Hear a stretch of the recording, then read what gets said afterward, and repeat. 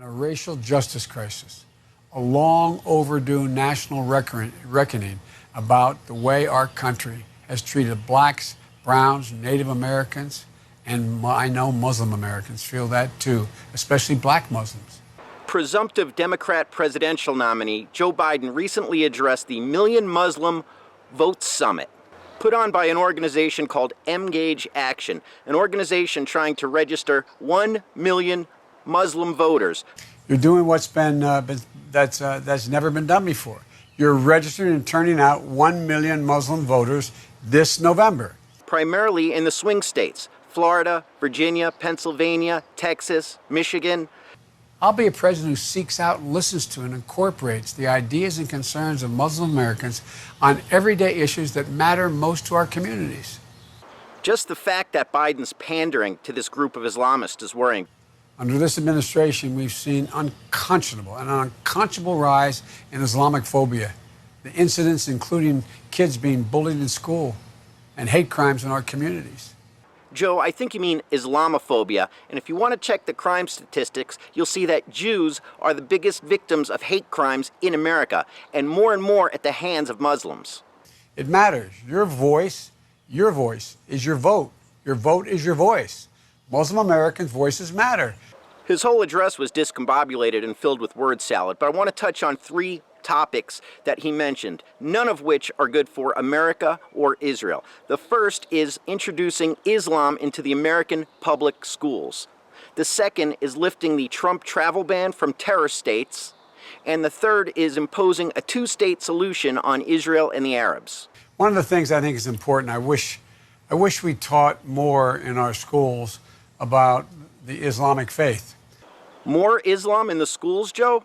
Please tell me what part of Islam you think belongs in the schools. Is it the child marriage, the having up to 4 wives, never taking Jews or Christians as your friends, the concept of jihad, the murder of homosexuals and apostates? Please, tell me.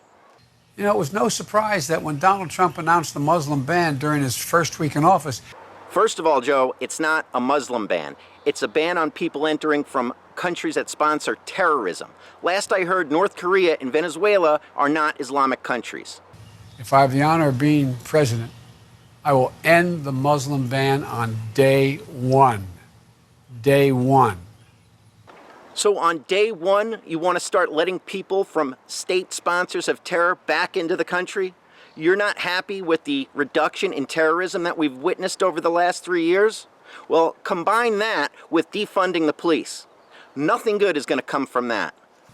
I'll continue to champion the rights of Palestinians and Israelis to have a state of their own, as I have for decades. Joe, the 2-state solution has been dead longer than your ability to complete a coherent sentence. Each of them a state of their own. Joe, maybe you haven't checked the polls, but the majority of Israelis oppose the 2-state solution, and an even bigger majority of the Arabs are opposed to it. So if neither party is interested in a 2-state solution, I don't know why you and the Democrat Party are insisting on it. That will include having Muslim American voices as part of my administration. Yeah, I could just imagine what kind of Muslims would be in your administration, Joe.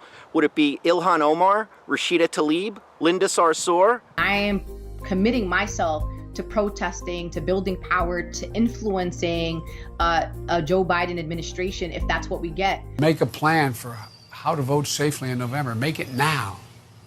To talk to all your friends and families. To engage colleagues from your mosque and your community centers. I'm asking you, my Christian and Jewish friends, please get to your churches and synagogues, and come November 3rd, please vote intelligently.